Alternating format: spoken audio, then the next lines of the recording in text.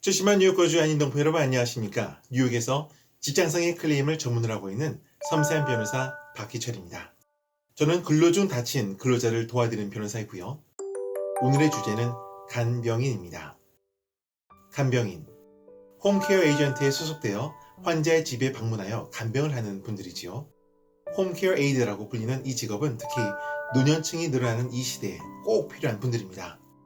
AI나 기계가 인간의 노동력을 대체함으로 인해 많은 직업들이 사라질 미래에도 수요가 꾸준히 늘어날 것으로 예상하는데요. 그것도 그럴 것이 환자의 집에 방문하여 환자와 직접 접촉을 하면서 긴밀한 의사소통을 해야 하는 등 AI나 기계가 감당하기 어려운 일들을 수행하기 때문입니다. 간병인은 환자를 직접 다루면서 아무래도 신체 접촉이 많은 직업이다 보니 진 관련 사고도 생각보다 많은데요. 30여 개의 간병인 케이스를 접하면서 가장 흔하게 보는 경우가 환자를 부축하여 이동하는 중에 환자가 중심을 잃으면서 같이 넘어지는 경우입니다. 외부 병원에서 환자가 어떤 검사를 받는 것을 돕다가 다치는 경우도 있었고요. 환자와 상담 중 의자가 무너지면서 다치는 경우도 2번이나 있었습니다. 환자를 자신의 차에 태우고 이동 중에 교통사고가 나는 경우도 있었고요. 환자 대신 약을 타러 가다가 길거리에서 넘어진 사고도 있었습니다. 환자의 집을 청소하시다가 몸이 심하게 다친 사례도 있었고, 심지어 환자 대신 집안에 출몰한 쥐를 잡다가 다친 사례도 제게 있었습니다. 환자를 돌봐주셔야 할 간병인이 오히려 근무 중 다쳐서 저를 찾아오실 때 저는 이분들을 잘 도와드려야겠다는 신성한 의무감을 느끼곤 합니다. 그것이 간병인 의료인뿐만 아니라 그분들을 의지하는 환자를 위한 길이니까요. 간병인 케이스의 특징은 간병인의 업무가 대부분 방문하는 환자의 집에서 일어나기 때문에 환자의 집이 곧 직장으로 간주된다는 것입니다. 따라서 환자의 집에서 일어난 사고라면 대부분 진 관련 사고로 성립하게 됩니다. 환자와 같이 넘어진 사고, 미끄러져 넘어진 사고, 청소 중 일어난 사고, 앉아있는 의자가 무너지면서 넘어진 사고 등이 이 범주에 해당됩니다. 환자와 동승한 자동차 역시 곧 직장의 연장선으로 보기 때문에 자동차 사고 역시 진 관련 사고로 성립됩니다. 환자를 돕기 위해 하던 어떤 활동 중 일어난 사고는 그것이 비록 환자 집 밖에서 일어났다 하더라도 역시 진 관련 사고로 성립됩니다. 환자 대신 약을 타러 가다가 넘어진 사고, 환자와 함께 병원 검사 도중 일어난 사고가 이 범주에 해당하겠습니다. 직장상해 보험법에 의거 진 관련 상해를 입은 근로자는 사고가 일어난 지 반드시 30일 내에 직장에 보고하셔야 법적 권리를 보장받을 수 있는데요. 제 경험상 간병인 의료인들은 100% 사고 직후 홈케어 에이전트에 즉각 사고 사실을 알리셨습니다.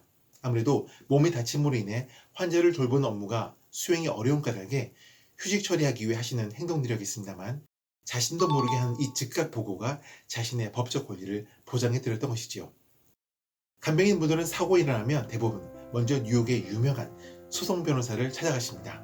그리고 상담을 거치면서 당신들의 케이스가 소송 대상이 아닌 진 관련 클레임을 알게 되면서 저를 찾아오시는 경우가 많습니다.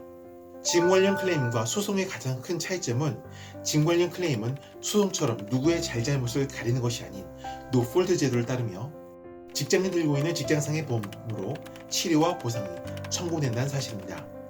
이에 관한 좀 더 자세한 이야기는 제 3화 비디오 진 관련 사고와 일반 사고 상해는 어떻게 다른가요를 참조하시면 좋겠습니다. 홈케어 에이전트는 직장상해 보험을 잘 들고 있고 사고 보고도 빠르게 이루어지는 까닭에 클레임 넘버도 비교적 빠르게 나옵니다.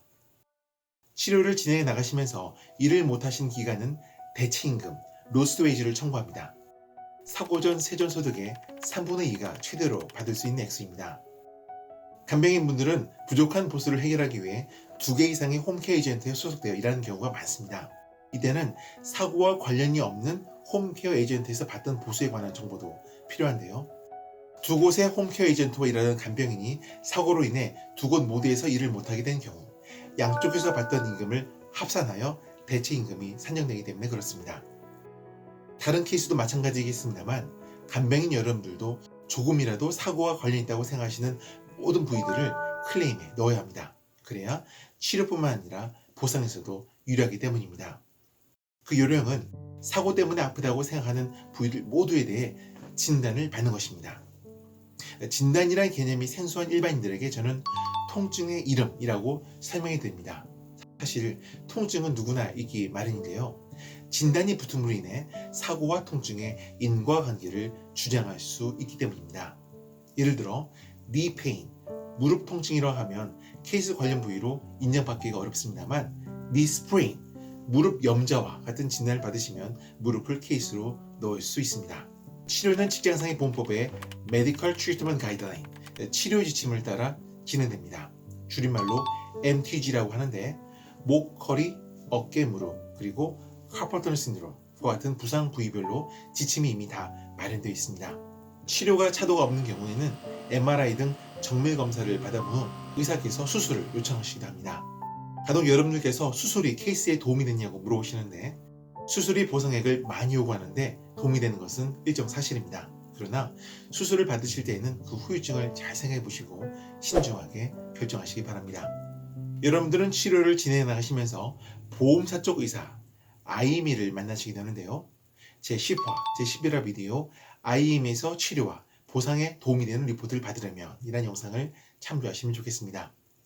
제가 다뤘던 간병인 케이스에서 대부분의 의료인들은 일정 수준의 치료 후 일터로 복귀하셨습니다. 그러나 심한 부상 때문에 몇 년 이상 일터로 복귀 못하시는 의료인이 제게 3분이 계신데 이 3개의 케이스는 아직 치료가 진행 중입니다. 케이스를 완전히 끝낸 데까지 시간이 얼마나 걸리나요? 라는 질문을 해오는 분들이 계신데요. 제 경험상 한 3년 정도, 수술을 받으신 경우에는 한 4년 정도의 시간이 소요되는 것 같습니다. 치료야 몇 달 혹은 1년, 2년이면 끝나겠습니다만 보상까지 이어지는 법적 절차를 소화할 시간이 필요한 것이죠. 치료가 완전히 끝난 여러분들은 우리 쪽 의사와 IME로부터 영구적 부상에 관한 소개를 받아 목돈 보상을 요청합니다. 치료를 받아도 낫지 않는다고 호소하시는 간병인 의료인들께 저는 치료가 도움이 안 되는 정도에 필요하여 보상을 촉구해 드릴 테니까 힘내시고 치료 열심히 받아보시라 라고 위로를 드리곤 합니다. 치료가 도움이 안 되었던 정도가 바로 영구적 부상의 의미입니다. 보상에 관한 좀 더 자세한 이야기는 제13화 비디오 내 케이스의 보상액은 어떻게 결정되는 것인가요? 라는 영상을 참조하시면 좋겠습니다. 이상 모든 간병인 의료인들을 나의 형과 누이처럼 여기고 그분들의 치료와 보상을 위해 최선을 다하는 섬세한 변호사 박희철이었습니다. 좋아요 버튼 꾹, 구독 버튼 꾹, 알림 설정 잊지 마시고요. 감사합니다.